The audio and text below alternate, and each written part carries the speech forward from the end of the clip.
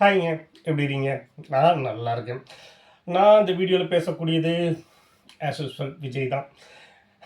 நல்லதாவோ, கெட்டதாவோ நம்ம ஏதாவது ஒரு வகையில் விஜய் பற்றி பேசிக்கிட்டே இருக்கோம். இப்போ சமீப காலமாக கெட்டதாகவே நிறைய விஷயங்கள் பேசுறது உண்மையிலேயே வருத்தமாக இருக்குது.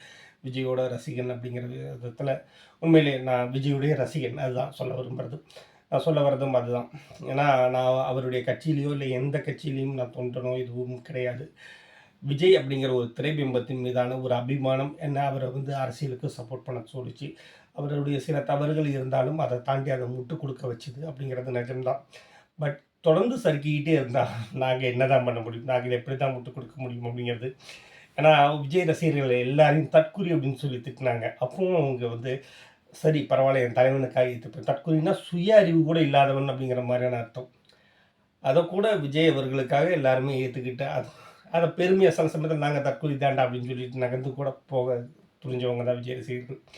அப்படிங்கும்போது அவ்வளோ பெரிய சப்போர்ட், அவ்வளோ பெரிய மக்கள் எழுச்சி, குறிப்பாக பெண்களின் எழுச்சி. விஜய்க்கு பெண்கள் சைடில் அவ்வளோ சப்போர்ட் இருந்துச்சு. அதை எல்லாத்தையுமே அவரே உடச்சிக்கிட்டாரு. நேற்றுக்கு நான் போட்டிருந்த வீடியோவில் ஒரு தோழி கீழே கமெண்ட் பாஸ் பண்ணியிருந்தாங்க. வெண்ணெய் திரண்டு வரும்போது பானையை உடைச்ச கதை தான். பானை உடையலை, விஜய் உடைச்சிட்டாரு. அதுதான் அவர் தொடர்ச்சியாக பண்ணிகிட்டு இருக்காரு. இன்றைக்கி சங்கீதா திரும்பவும் ஒரு மனு கொடுத்துருக்காங்க. நான் 26 வருஷமாக சாலிகிராமம் வீட்டில் தான் வசிச்சுட்டு இருந்தேன். இப்போ இந்த கேஸ்க்காக நான் அந்த வீட்டில் தான் இருக்கணும். அந்த வீட்டை விட்டு என்னை வெளியில் போக சொல்கிறாங்க. ஸோ எனக்கு அதுக்கு அனுமதி கொடுங்க அப்படிங்கிற மாதிரி ஒரு மனு போட்டிருக்காங்க கோர்ட்டில்.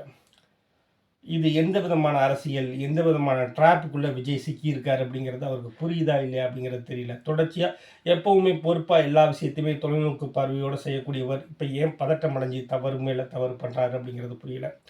உதாரணத்துக்கு இப்போ இந்த வழக்கிலே எடுத்துப்போம். சங்கீதா அவர்கள் விஜய்கிட்டேருந்து விவாகரத்து கேட்டிருக்காங்க. ஓகே, அது அவங்களுடைய பர்சனல். அந்த விவாகரத்து தான் கேட்டிருக்காங்களே ஒழிய நாங்கள் சேர்ந்து வாழணும் அப்படிங்கிறது எந்த விதமான முனைப்பும் அவங்க எடுக்கவே இல்லை. பரவாயில்ல, நாங்கள் பிரிஞ்சிடறோம் அப்படிங்கிற மாதிரியான ஒரு எண்ணத்துக்கு வந்தாச்சு.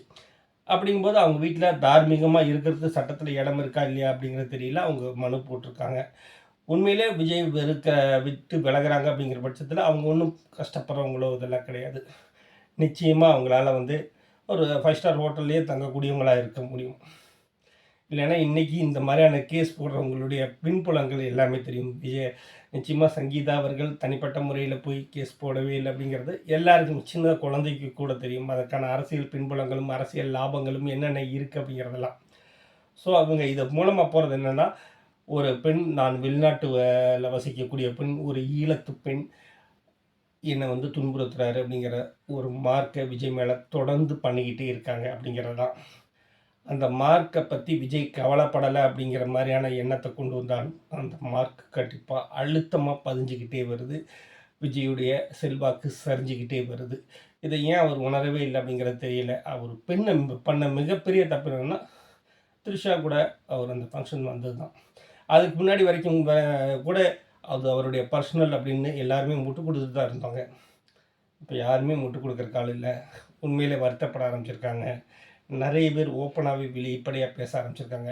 இப்போவும் தன்னுடைய தொண்டர்கள், தன்னுடைய ரசிகர்களுடைய எண்ணங்களுக்கு மதிப்பு கொடுக்கலைன்னா அவர் எந்த விதமான தலைவராக இருப்பான்னு தெரியல. தன்னுடைய நப்பாசைகளுக்காகவும் சுய லாபங்களுக்காக மட்டுமே செயல்படக்கூடிய 10ஓடு 11 அரசியல்வாதியாக விஜய் மாறப்போகிறாரா அப்படிங்கிறதும் புரியலை.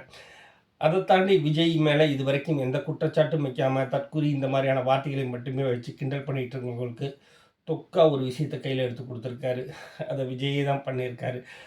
அப்படிங்கும்போது விஜயோடைய தொண்டர்கள் நாங்கள்னு சொல்கிறத விட நான் நிறைய வீடியோவில் அவருக்கு சப்போர்ட் பண்ணியிருக்கேன். அதனால் என்னையும் கூட நாங்கள் தற்கொலையா இல்லை விஜயே தற்கொலையா அப்படிங்கிற மாதிரியான ஒரு கேள்விகள் எல்லாமே எழத்தான் வாய்ப்பு இருக்குது. அதுக்கு விஜய் எப்பவும் போல் பதில் சொல்லாமல் போயிடலாம்.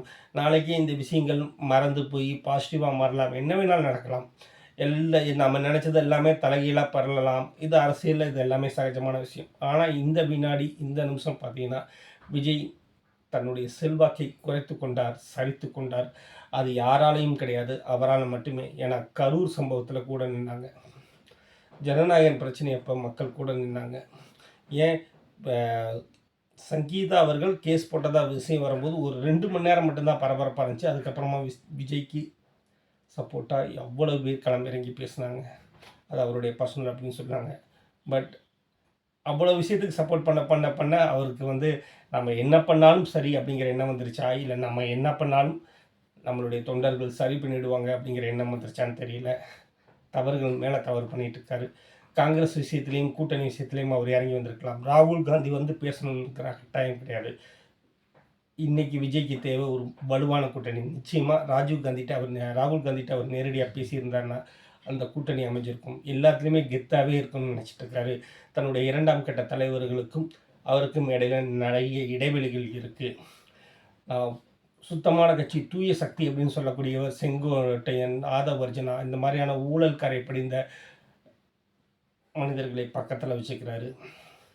அடுத்து வரக்கூடிய தேர்தலை யாரை நிறுத்த போறாரு? எல்லா விதத்திலும் கேள்விக்குறிகள் மட்டுமே இருக்கு. மௌனங்களை மட்டுமே வைத்துக்கொண்டு சாதித்து விடலாம்.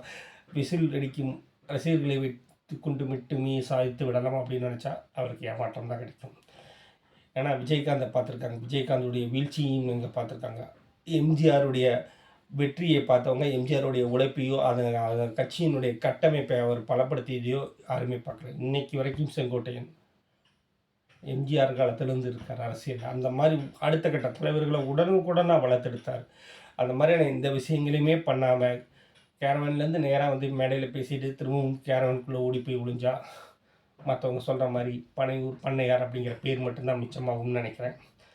இதுக்கு மேலேயும் எல்லாமே முடிஞ்சு போயிடுச்சு அப்படிங்கிறதெல்லாம் கிடையாது. இப்போ சுதாரித்தா கூட ரேஸில் திரும்பவும் எந்திரிச்சு ஓட ஆரம்பிக்கலாம். வெற்றி அப்படிங்கிறதெல்லாம் வேறு விஷயம். ஆனால் தோல்வி அப்படிங்கிறது கேவலமாக இருந்துடக்கூடாது. நாங்கள் நேசித்து கொண்டாடின ஒரு தலைவன் இன்றைக்கி தோற்று போகிறது அப்படிங்கிற பார்க்கும்போது சரிஞ்சுக்கிட்டே வரதை பார்க்கும்போது வலிக்குது. அதன் விளைவாகத்தான் இந்த வீடியோ, வேறு ஒன்றும் கிடையாதுங்க.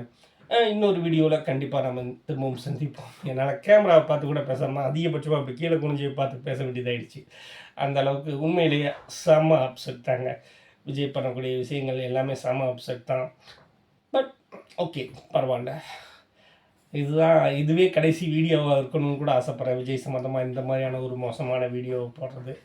பட் மனசு கஷ்டமாக தான் இருக்குது. பட் நிஜம் அதுதான். இதுக்கு காரணம் வேறு யாரும் கிடையாது. மற்ற எல்லா விஷயங்களுக்கும் காரணம் அங்கங்கே இங்கெங்கன்னு திருப்பலாம். இதுலேயும் அரசியல் கலந்திருந்தாலும் அத்தனைக்கும் வாய்ப்பை கொடுத்தது விஜய் ஐயா நீங்கள் மட்டும்தான் சார். யோசிச்சு பாருங்கள் சார். நன்றி சார்.